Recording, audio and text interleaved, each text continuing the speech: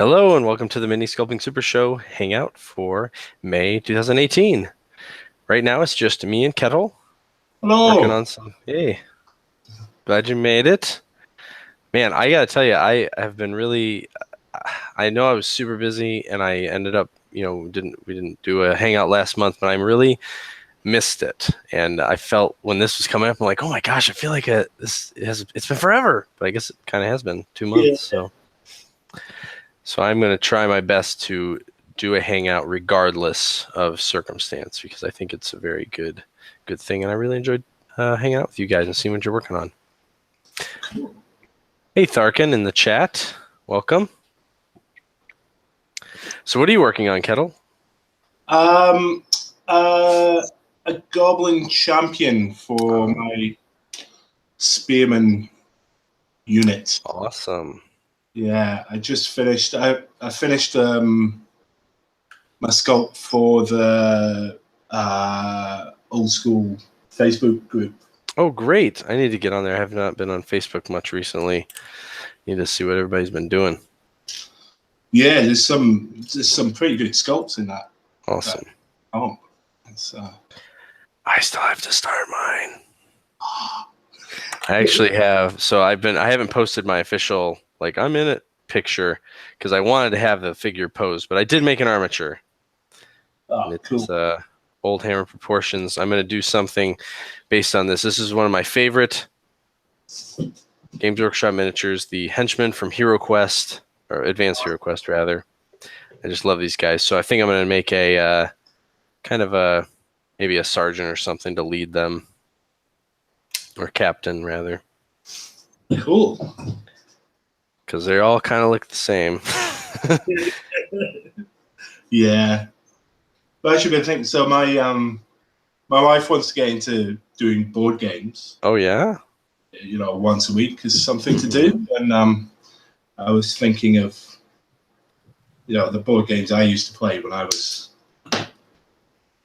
playing board games regularly, and it's either HeroQuest or Space Crusade. Mm-hmm. Like, I could sculpt all the HeroQuest. So early on in when I would eBay, I mean, I've been eBaying for a long time, but early on when I really got into it, I actually nabbed a copy of Space Crusade really cheap. And I think it was pretty much complete, but I went through a phase. I actually think it was to help purchase my wife's engagement ring, and I sold that, but I never even got to play it. But that's probably why I sold it, because I was like, man, I have never even touched this game. I guess I should sell it. Yeah, I wish I did. It looked like a lot of fun. Yeah, it was the first sort of Games Workshop-y game I got into. Mm-hmm. With miniatures, and then we figured out there's a computer game of it on the OEST, which was exactly like the board game, including dice rolling and everything. Yeah, spent far too long in school playing it.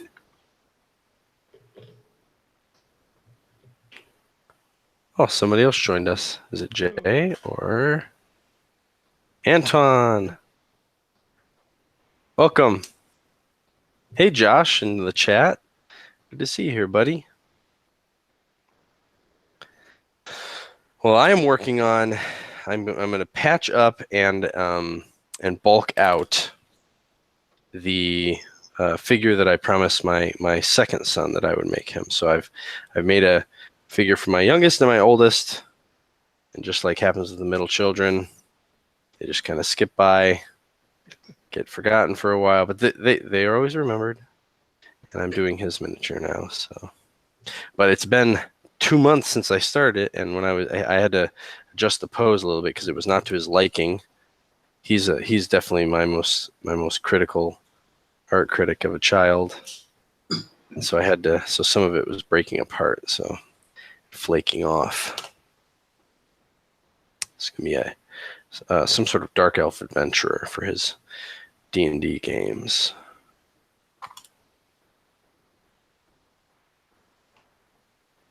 What are you working on, Antoine? Oh, you're super, super quiet for me. I'll adjust that after. Gotcha.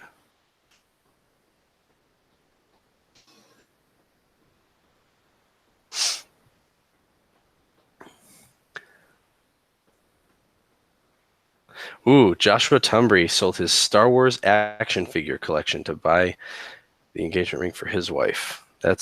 You probably did that at a very good time, back with I know when roughly when you guys got married. So yes, it's all about timing.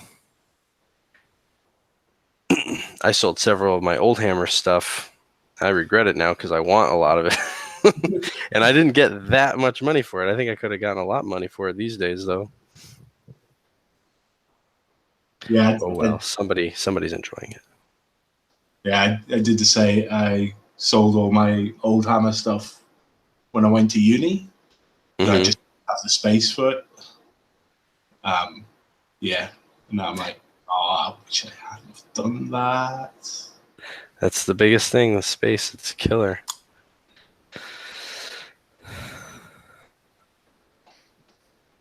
All right, almost done patching this guy up. So I'm going to say this just in case, because I get this question a lot. So when I work with polyclay on my sculpts, I always start by skinning the miniature with green stuff. It's a very sticky, self-curing epoxy putty.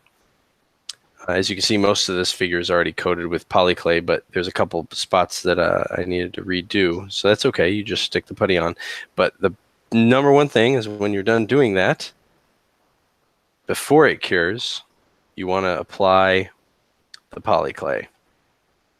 Because the polyclay won't stay on unless the putty is still sticky.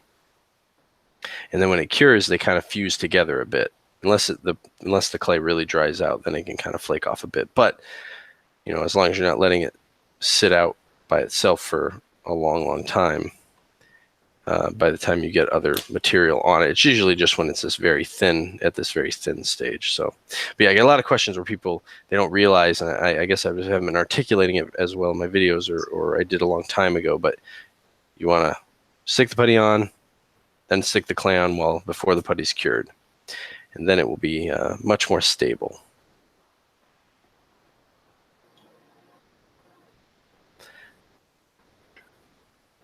And sometimes with the heads, I'll actually put a blob on, let it fully cure, and then I'll put this extra layer of skin of putty on, like I'm doing now.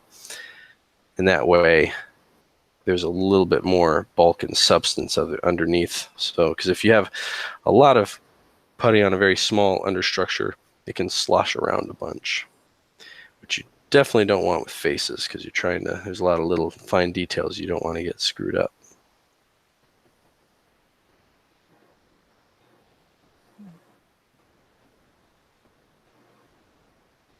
Oh, we got some more questions.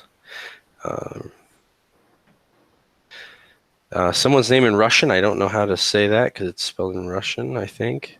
But what are you going to do? I'm working on this Dark Elf hero character for my son's D&D campaign. So I promised all my children I'd sculpt them a figure, and I've done two of the figures, and I just have to do the third now. Goblin, I have a HeroQuest still in shrink wrap. Still have your Dark Tower also? Wow. Why do you have your HeroQuest in shrink wrap? You should be playing that. Or maybe it's a backup. Dark World, my friend had that. We never played it though, but he gave me some of the miniatures. I think he maybe had lost a lot of the pieces. And that game looked really cool. I've been very tempted to pick that up from time to time, but I never have. I hear it's pretty good. That was a great time. Everybody was making their own version of some really epic sci-fi or fantasy game. Those were some great times for mass market board games.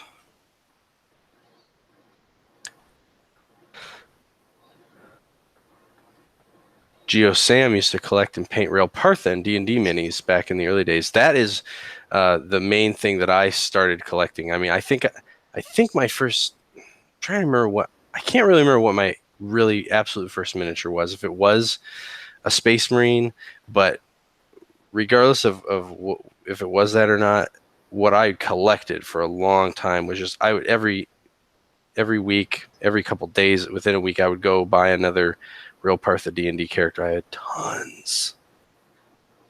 That's what I got first. Yeah. Is that what you did, Antoine? Yeah, I had an adventurer box set and the skeleton box set first. Mm. The one with the old Dracolich or something like that. Ah, cool. I just loved how cheap they were. Like, you could just go buy a single miniature for like $1 or $2 back then. It was crazy.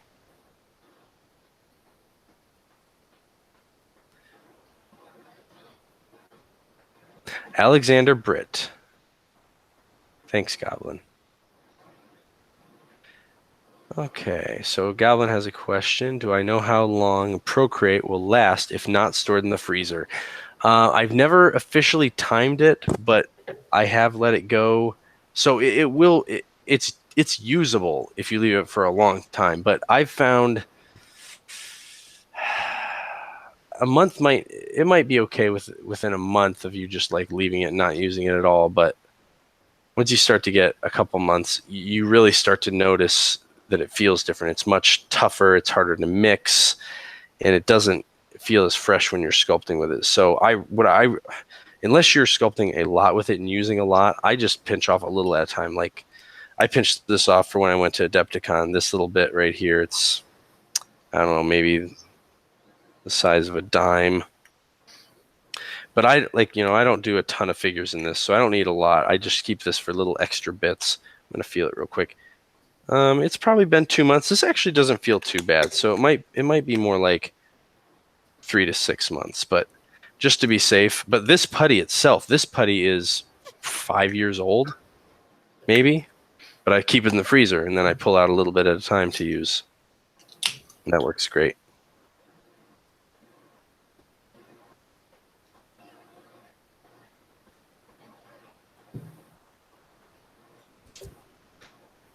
Yeah, Dark World always looks like a fun game. So, Antoine, did you say what you were working on? I didn't hear you earlier. No, I posed, and after that you were answering questions. So. Oh, gotcha. No, I'm starting my entry for the OSG Sculpting contest. Great. Yes, I didn't get a chance to respond. I read your comment, but I didn't get a chance to respond yet. Yeah, I've really got to get on that, but I don't know. It is. I know I preach sculpt a little bit every day, but there's nothing like a deadline to help you get it done. Absolutely. Sometimes it can be good to just take those last couple days and knock it out when you have no choice. Yeah. There's 9 days left, something like that. Yeah, so. That's plenty of time to do a sculpt. That's what I did for my goblin last time. So. Oh, well, great. There you go. That's why I'm going for a goblin again. I'm gonna go for something bigger. I don't think I'll have the time. That's smart. I did the same thing. I've done 2 contests, and I did that exact same thing. I picked something, especially with the contests, they were both, you get paid if you get picked, but that's a risk, and you're spending time. So I'm like, well, I want to do something cool, but when you're taking jobs and everything, you want to be careful. I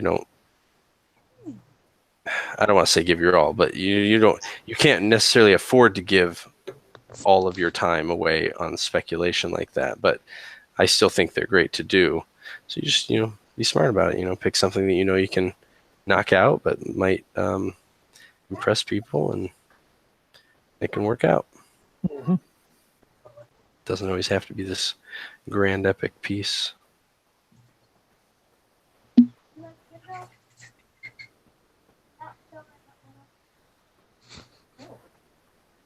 I wanted to start earlier, but I didn't have. I wanted to finish my other piece before, and it didn't fit the team at all. So.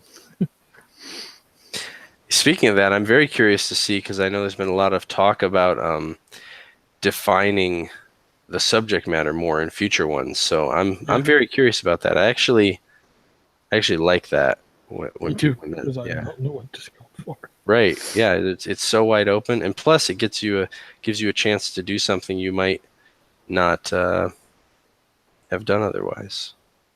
Absolutely.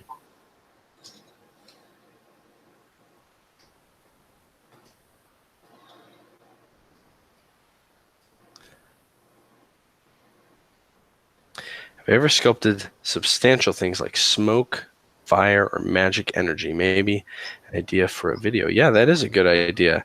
I have done that at least once. Some whipping, like magic effects. But have I done? I've done like bubbles in beer mugs and stuff. But I've done the magic once. I'm trying to remember if I've ever done fire. I feel like I have. There's this weird period, and maybe it'll refresh my memory when I finish doing the recording the sculpting archive ones. I mean, obviously it will, because I'll see the miniature and I'll know. But there's like this. There was a year or two where I was pumping out. I was working full time, and I was doing a lot of sculpts. And I have to admit, they were a bit of a haze. Like I used to think, I'll remember every figure I ever do. But you know, when you start racking them up, it does get them more difficult. We've got to figure out a way to make this thing focus correctly. Maybe this will help.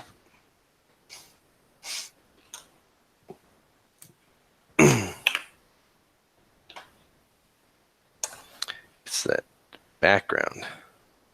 Likes to focus on the grid. I got a paper.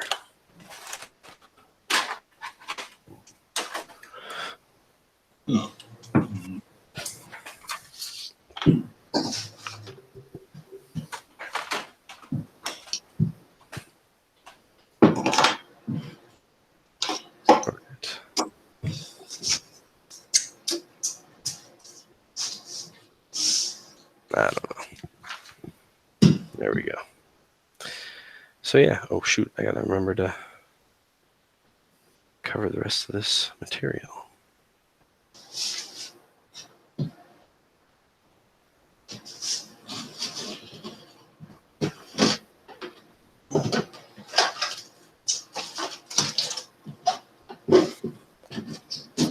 Goblin is working on Goblin Guy Gaxon, or is working on a wizard. He needs to finish and hasn't decided whether to leave his hands empty, whoops, or try to sculpt some energy, an energy field or something. Yeah, I know that. It's the same thing with me sometimes with hair. Like you get something simple and then you can't decide if you want to push it farther. With the hand thing, though, potentially, if you want, you could do, you know, just a plain hand for now, or try the magic, and you could actually make it multi-part and actually do a couple options. If you're not going to cast it, it's not as important or useful. But if you are going to cast it, that could be pretty cool. Give yourself or others the option.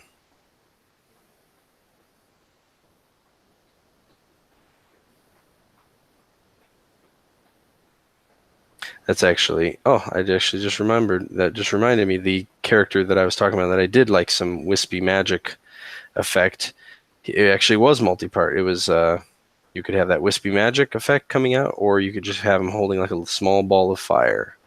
So I guess I have sculpted some fire. That was for Eastern Front Studios. Unfortunately, never released. I enjoyed that miniature.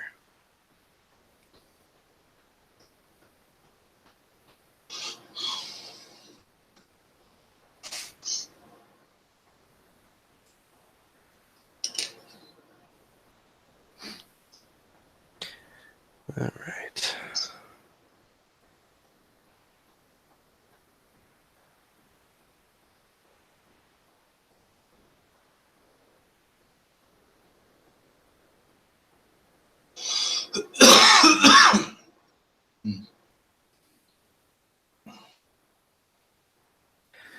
It's allergy season over here for me. I was in real bad sorts over this weekend. Finally feeling better. Could hardly sleep.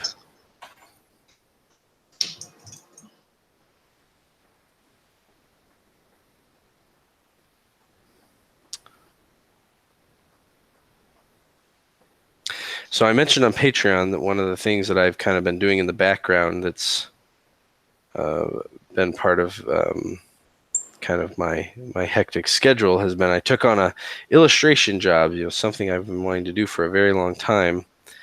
It was a really fun experience, but man, it was a challenge. I draw in my sketchbook a lot, and I draw, but I've never really, I don't think I've ever really illustrated anything probably since art school.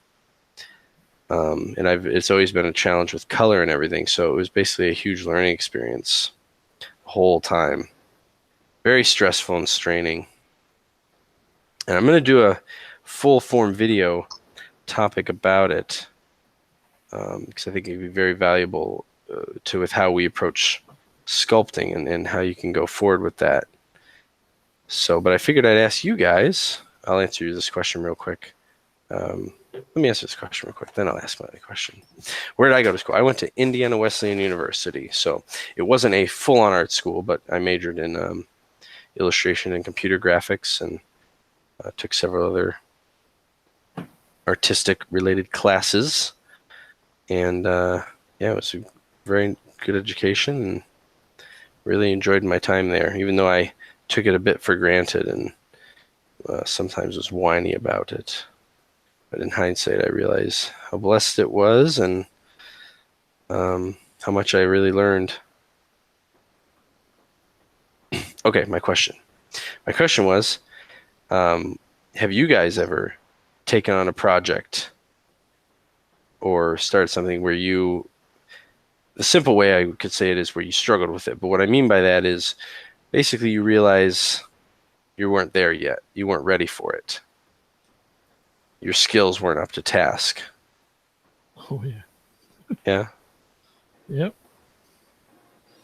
Just the model I was sculpting during the last Hangout was exactly that. Was that one of your linemen? That was the dwarf from Chronopia. That's right. Yes. Yes, that's right. He's on hold right now because. Okay. Well, that's very good to hear. I mean, I figured. I'm sure this happens to a lot of people, and that's kind of one of the things I want to try and share about my experience and maybe some ways to tackle that. So that's a good example that we can look at maybe even.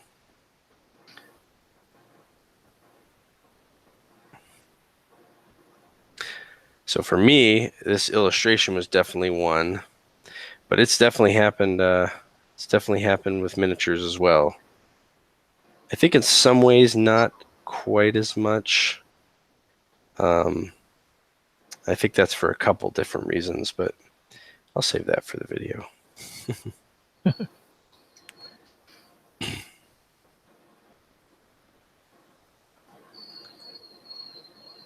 Okay. Time to throw some bulk on this guy, man. It is so easy for me to take too long just kind of setting everything up.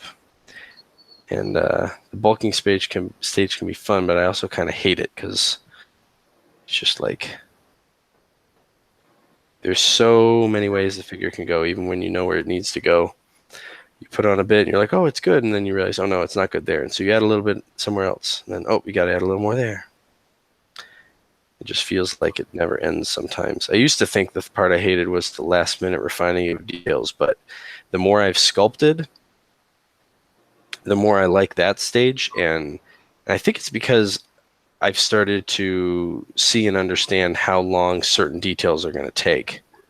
Like I know if I'm doing a pouch, I know I can knock it out in a couple minutes here. And if he's got 10 pouches, well, okay, that's, maybe a couple hours, or maybe not even that long. But with the bulking, especially when you're trying to do more intricate poses and not something that you've got really stock and figured out, and just find I end up like playing a lot and going back and forth.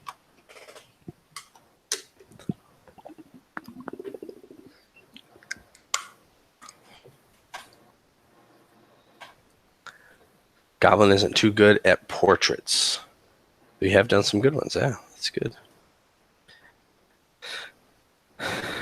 The biggest thing, obviously, is practice, and I think that's why. in some ways details seem easier to me because in a lot of ways I've practiced those more than bulking, because you do the bulking one time per figure, and then there can be all sorts of details, and so you're getting to work on details a lot. And I've never really been one. A lot of people sketch in sketchbooks and stuff, and I've seen even sculptors sketch with sculpting, but I've never really done that. I've basically, every sculpt I do is a sculpt I intend to finish, and I guess that's good in some ways because you're getting them done, but also, you've kind of robbed yourself of that chance to experiment and not care if it doesn't work out. When I'm doing a miniature, it has to work out. And I should probably use that advice maybe to just try messing around and not worry about finishing a figure, just explore different poses and stuff.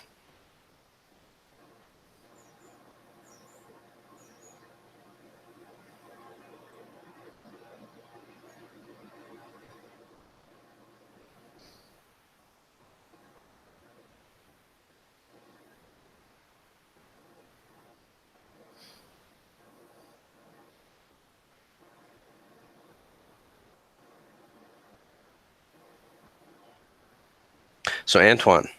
Yep. Are you doing your old hammer sculpt in putty or polyclay? Beast putty. Beast putty. All right. I have decided, and this might prove to be fatal, but I've decided to sculpt my old hammer figure out of putty. Old hammer style. Pure green stuff. Although I might break down and add some aves if I really can't do it. But I thought it'd be fun to, all right, I take that back. It might not be green stuff. It will be putty. It will be putty. I'm going to try and do it green stuff, but I'm going to try and do it putty. That's the big thing. I want to, because I'm actually recording it, and I want to, I'm exploring the idea. This is kind of my thesis for it, is that did the fact that they were working in putty, I'm not even going to say it as a question. I'm going to say it. This is my thesis. This is what I'm stating. My statement is that the fact that they were done in putty had a good effect on why they were the way they were. A lot of the look and effect. And I know there's definitely style in that regardless, but yeah. So that's my thesis, and I'm going to try and prove it by doing it. So. Mm-hmm.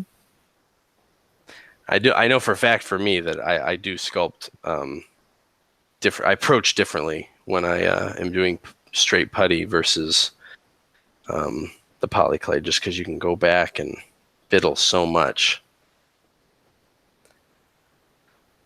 So we will see. Yeah, sculpting and putty. Once you do something, it's done. Mm-hmm. So you need to have more of a good view of what you're trying to sculpt. Mm-hmm.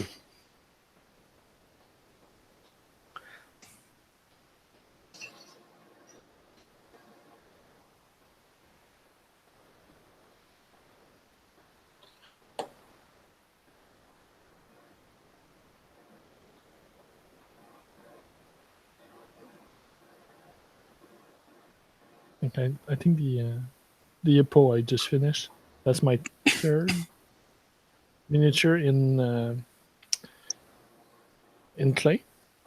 Mm-hmm. And for me, it's a big change, but it's also so welcome. with less experience, it's the fact that I can go back and change stuff that I did bad. Yeah, is a great thing. I don't have to file the putty down and try to add over it and destroy pieces already started. So yeah, I completely agree.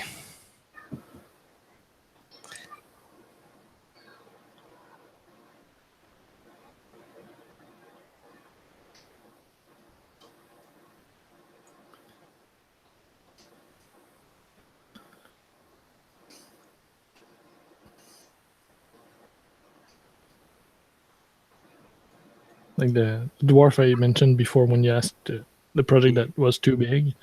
I did in putty, and there's so much part of it that I know are wrong now, and I can't just go back and correct it. So it's part of the experience too. So at least I'm happy I finished the body itself. I'm missing the weapon, Mm-hmm. which is not too bad. So,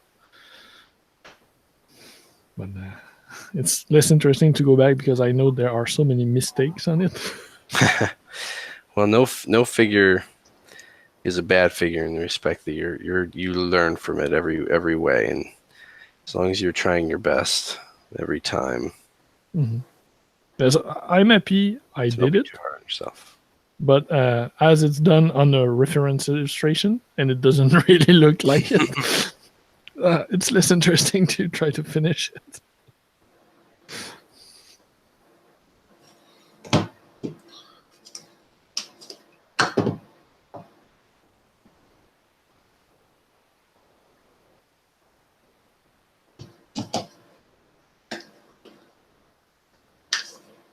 My son insisted that he was holding the crossbow two-handed, and he wants the face looking forward, facing basically the same way as the feet. And the reason for that is because he hates it when he's playing a miniature game or whatever, and the character is looking off to the side, because then he's like torn. Well, do I face him this way because his feet are this way? Or do I face him this way because he's looking? So he wants it very clear. The feet and the face are going the same way.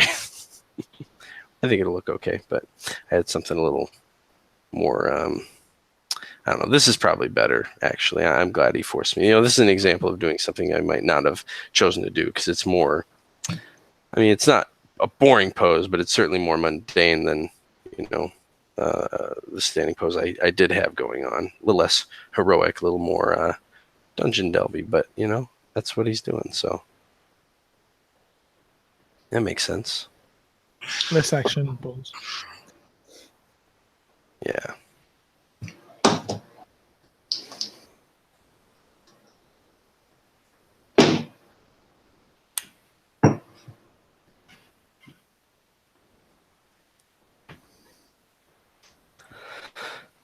All right.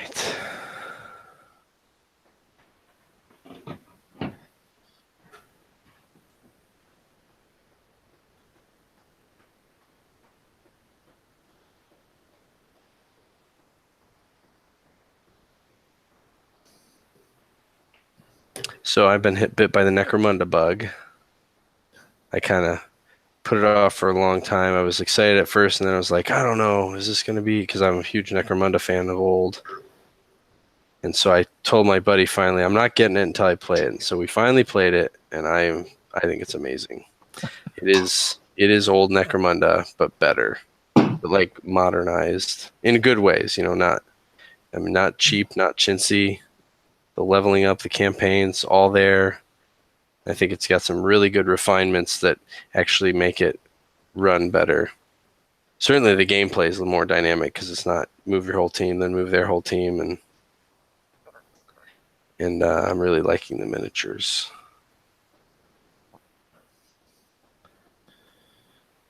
Yeah, GW pricing. It is up there, but I don't know. I think it's worth it, but I don't think it's that bad. I mean, The miniatures are pretty affordable. The terrain costs a lot.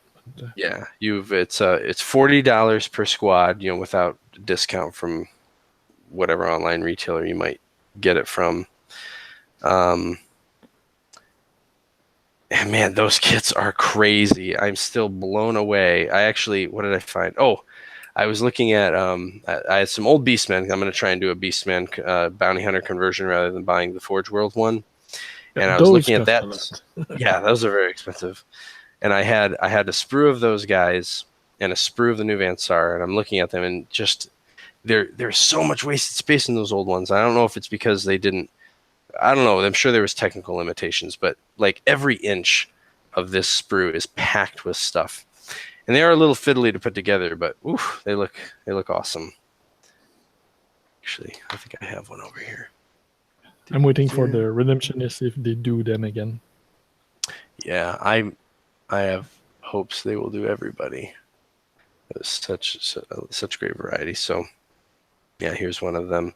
And of course, I don't like my stuff being too basic, so I didn't like everybody being bald, so I sculpted some hair. This is one of the female ones. So, man, they're great. Josh, you just need to have a buddy that has all the terrain and the rules and stuff, and you just need to get your box set and go play with them. That's pretty cheap. I don't know. I used to be a lot more grumpy about the pricing of stuff than I am. I mean, it's definitely expensive, and it's probably one of the reasons I'm not really ever going to get back into 40K, because one, I don't have the time for a big army, and the cost is, you have to dedicate so much of your time and life just to that. But I'm finding if I force myself to just play these few games, it doesn't seem as expensive. But I've always been bad about painting my stuff. I tend to just buy it and box it up and just be happy that I own it, which is silly. I'm trying to do better. About that. I actually painted all my Necromunda terrain that came in the main box set, just the, what's it called, Zone Mortalis stuff. That was a lot of fun because I've never painted any terrain before and used some pretty simple techniques, and they looked awesome. So now I just got to finish the gang.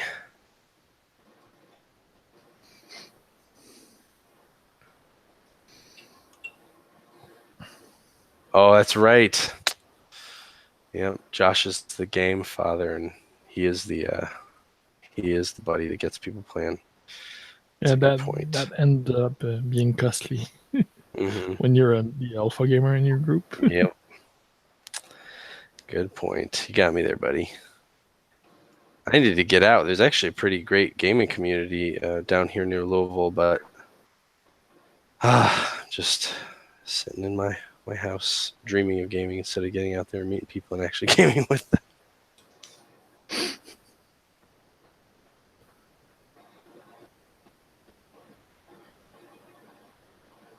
We'll get there. I'm gonna try and sculpt this guy a little more stylistically. He's an elf, so I made him. He's probably about the same height, maybe just a pinch taller than. No, I think he's about the same size as my normal humans, but I kind of made some of his. I'm trying to keep his proportions maybe a little bit more lanky and drawn out. I'm going to try and do some interesting angles and stuff on his shoulders, maybe like the Voltron, the new Voltron series. They have a very neat style where all the characters seem to have this like triangular or diamond kind of shaped shoulders. I don't know. I think it's very interesting, and I think that's something that could maybe make this guy look a little more like exotic than having, typical human rolling muscles and stuff. So that'll be a fun challenge, and trying to capture that bit of a cartoony look. Goblin says he makes all his own miniatures. I've met several people through doing the channel that's been one of their biggest reasons for wanting to learn is they live in far-flung areas or don't have a lot of money, and so they want to just try and make their own. So they don't have to, it lets them make exactly what they want. They don't have to pay all that money, and they get to practice sculpting.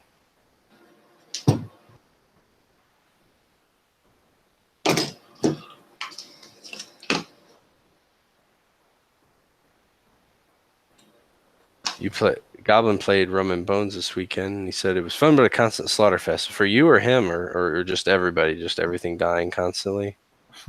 I've never played that game. It looks pretty cool. I used to play a lot of video game MOBAs. I hear that's kind of what that game is.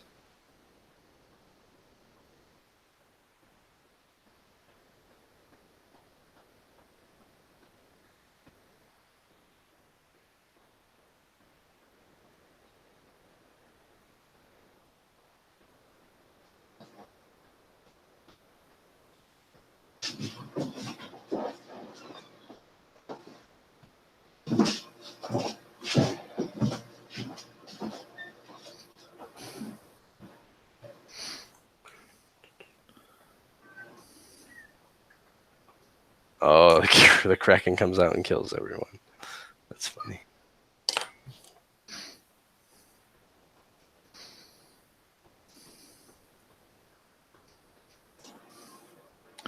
Got a question for you, Tom.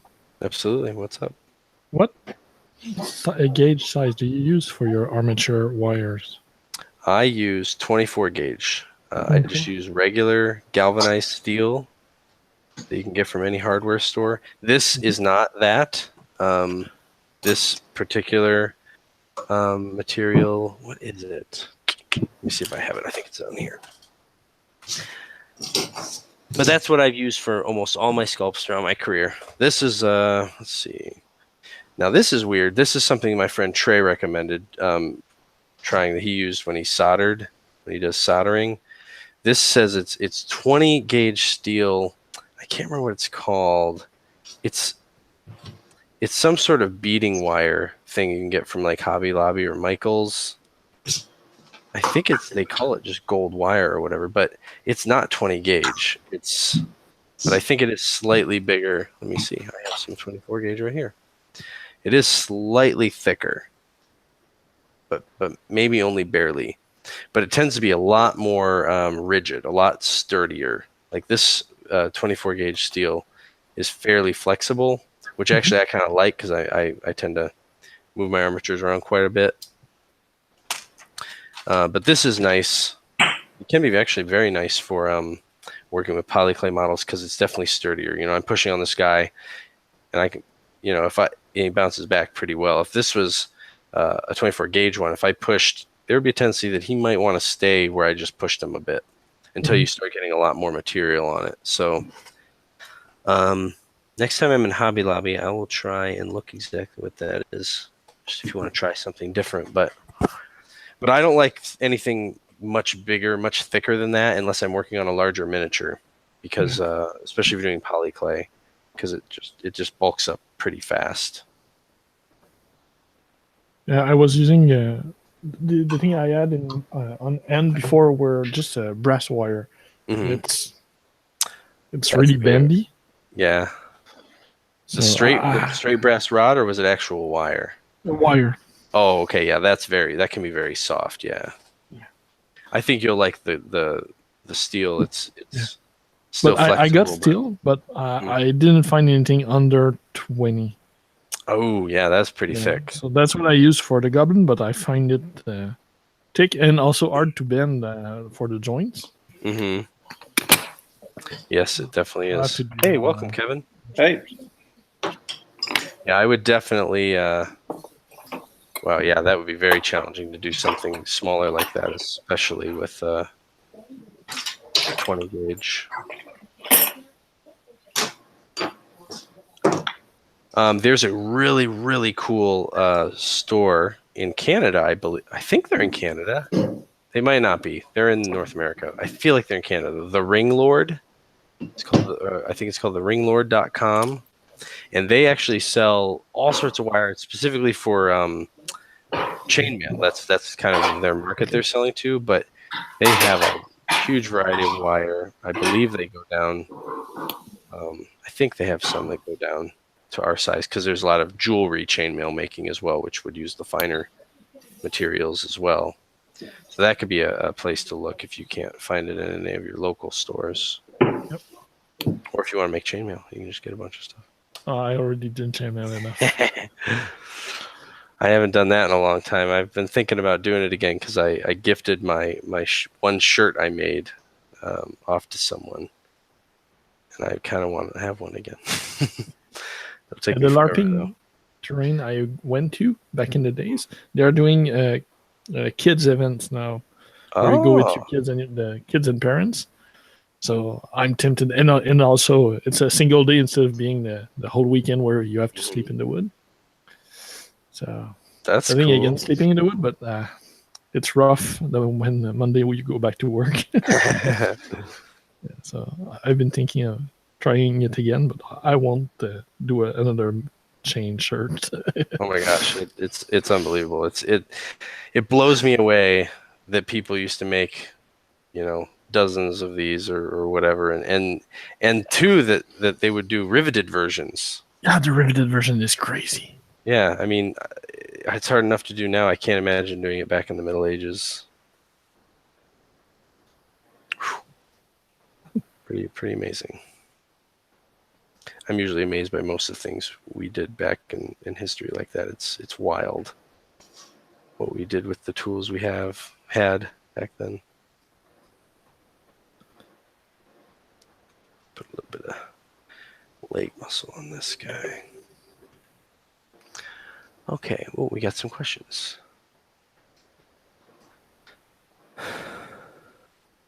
Josh is playing Dreadball. Let's see, what brand is that Clay Shapers? Let me look. I think, well, technically, it says Royal Sovereign Limited UK. I believe I got this one from MrArt.com. They're good because you can buy them individually. You don't have to buy a set, which is good for me because I really only ever use 2 kinds of clay shapers. I use the, which it's rubbed off, but this one's called, let me see. Yep, this is the flat chisel. It's just a pointy from this direction, but it's a nice flat surface on the other side there.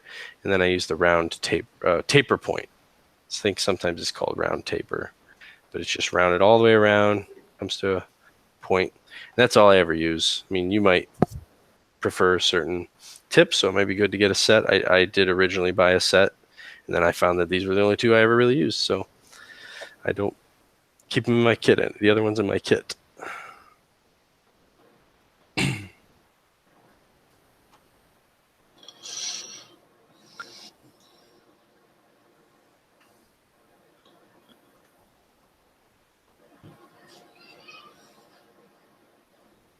All right.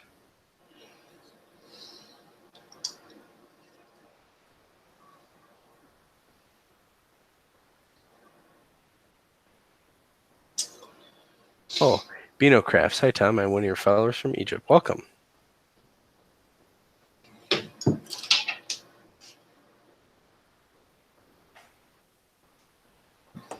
Okay.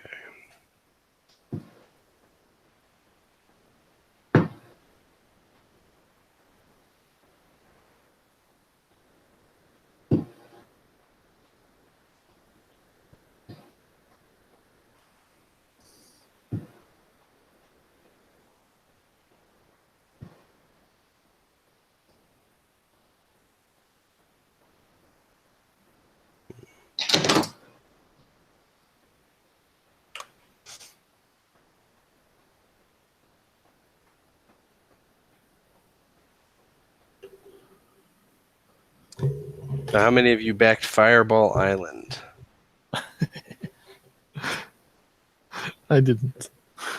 I did not either, although it looked great. And one of my good friends, fellow sculptor Chad Hovarder, sculpted the figures for that. Did a great job. Yeah, I was not surprised at how well that Kickstarter did, because I actually I decided to sell my copy right before I moved down here, and there was a lot of demand for that. That's a fun game. I actually kind of hope that means we might see a resurgence of more of those classic mass market games. I'm actually kind of sad that the HeroQuest remake revival thing never really seemed to go anywhere or work out, because that would have been neat. Although I guess we have plenty of other dungeon crawls, so I don't think we've ever really gotten anything quite like Fireball Island again. It's just quite a spectacle.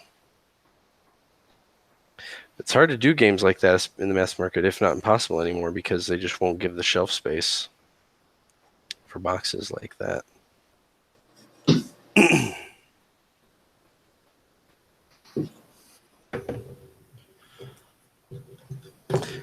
Yeah, like Shark Attack and Omega Virus. I did keep that. I do have that, and I love that game. I actually play it probably once a year, at least. Probably could get it out a little more now with my kids. I'm just amazed the electronics in that still work. But I've been pretty good about making sure the batteries don't sit in there and rot or whatever.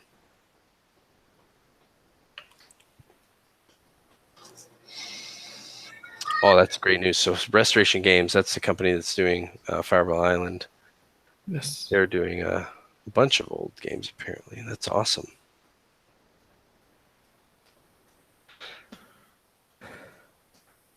I'll have to follow them on Kickstarter to make sure I get the posts.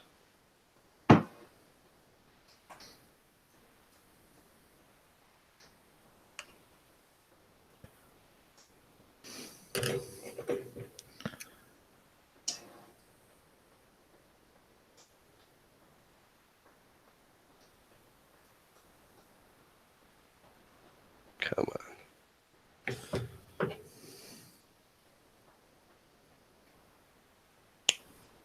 My other favorite game from back in the day that I still have and still play a lot, just as much as HeroQuest actually, is Mutant Chronicles. I really think that's one of the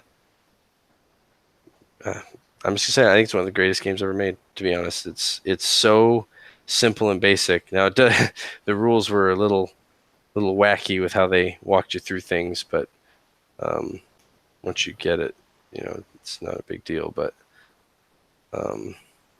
I'm just amazed at how so simple the actions are you do every turn, but it's just such a dynamic tactical experience every time you play. And it was a pretty neat idea too to have the players rotate who plays the bad guy, but have it all be integrated into the campaign system, so you have a real incentive to try and just destroy the good guys, because if you don't get bonuses for your team when it's your turn. It's one of my faves. Yeah, great character boards. Yeah, all those pins for tracking everything in your, so you can kind of keep it going and put a little more on this guy's head. It's a good idea to kind of nail down the head size fairly early on when you're bulking. Helps put everything else in perspective.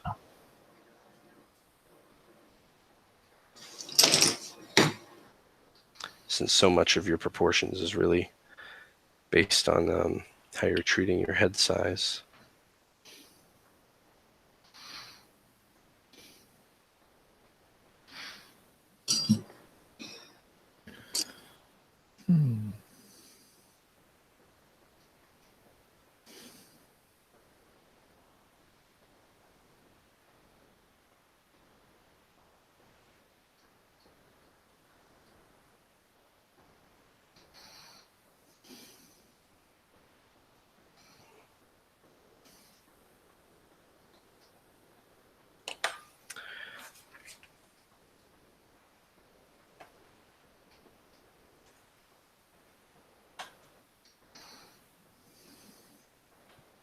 Focus.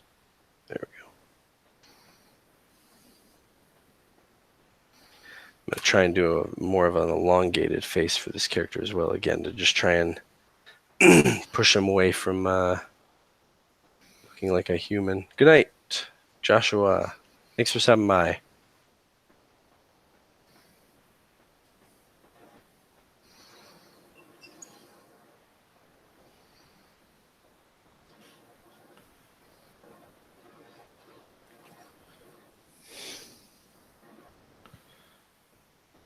Josh is a good friend I met when he was volunteering for Mercs back in the day.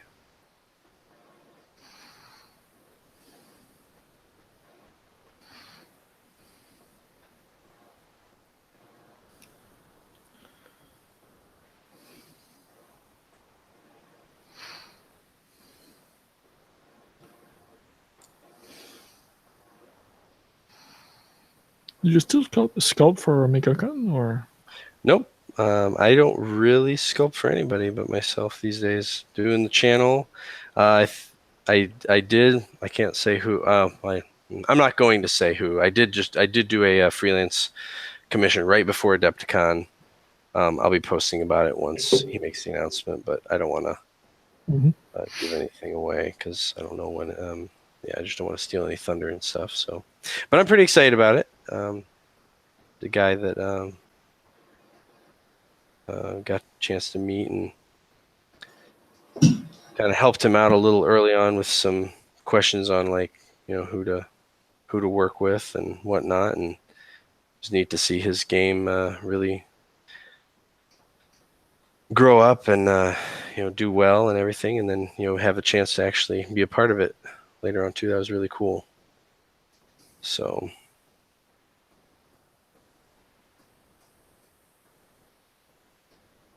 I'm very selective with my commissions these days because I just don't have a lot of time. Yeah, you're not for doing some. it full time anymore. Yeah, So. nope. So, and it's very important to me that I have time to do the videos, and having other people's deadlines on top of a day job can be very tricky. So, just have to be careful. Mhm. Because I don't want to, I don't want to mess up anybody else's schedule either. So if I have to put one of my other obligations before it, so it's looking pretty good. There will probably be a crossbow video in the next coming months because I will have to do one, and it's a terrible thing to have to sculpt. So I should. It's my duty to try and give some pointers. I've had to do several over the years, and it's probably my least favorite pieces of equipment. But I just finished one. yeah, what'd you think? It was tough. I ended up just Yeah. Sculpting some of the brass, just actually filing the brass down. That's smart. Yeah, I actually have never done that one. I wish that I had thought of it back when I was doing it. So yeah, they're just so fiddly.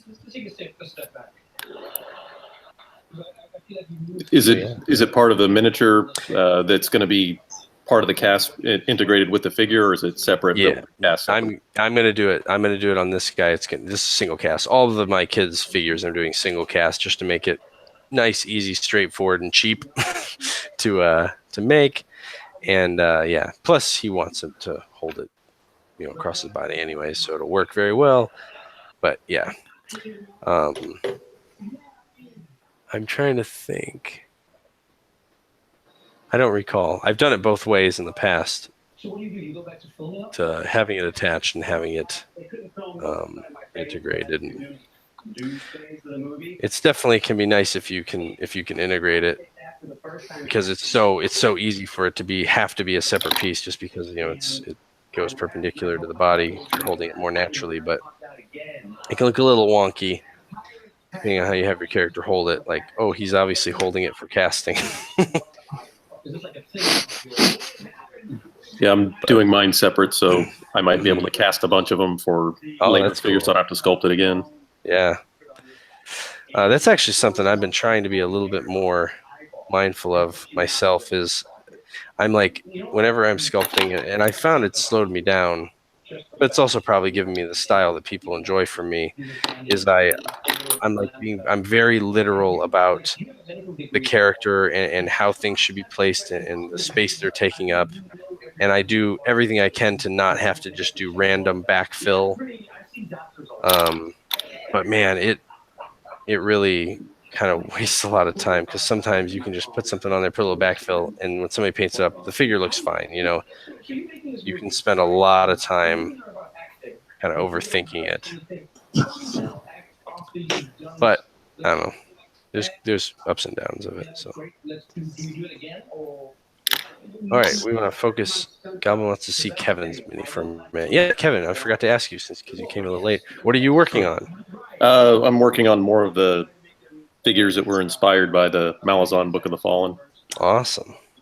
So this is one of the characters.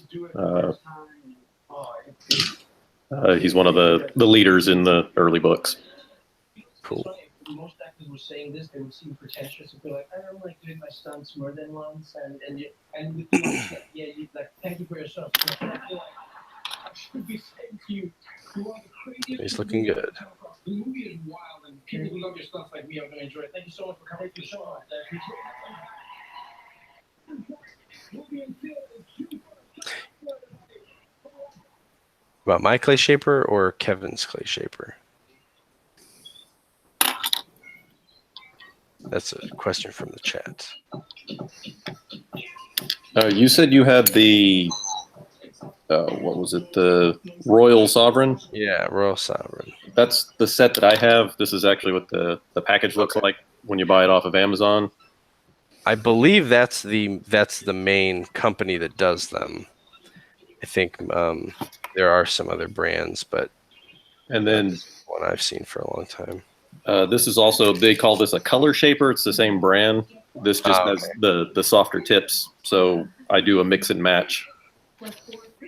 Yes, that's that's a good distinction. Is that the clay shaper tends to be the more firm one, technically, but they're all the same thing basically. Yeah. So the firm has got the black tip, and then the softer one has the kind of gray tip. And so I like the flat chisel and the round shaping on the softer ones whenever I need to smooth out putty. But actually putting stuff toward a miniature or more shaping, I like using the color clay shapers. Yeah. Cool.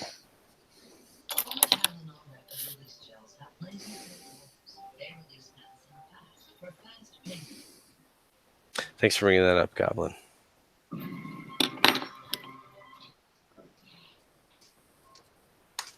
Okay. Well, it's just about time. I'm just going to finish up this back a little bit. If anybody has any last minute questions before we sign off for tonight, we can try and answer those real quick.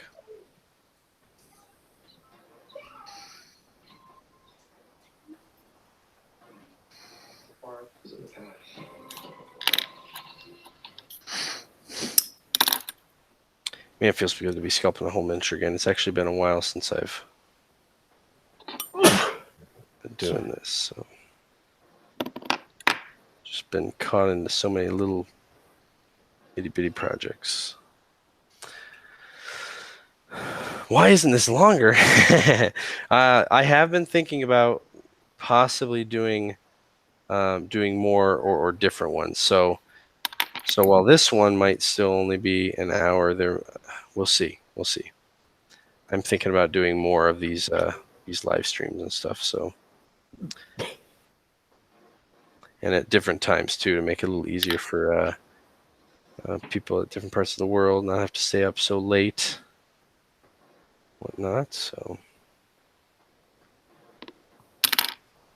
yeah, that's a great question, Goblin.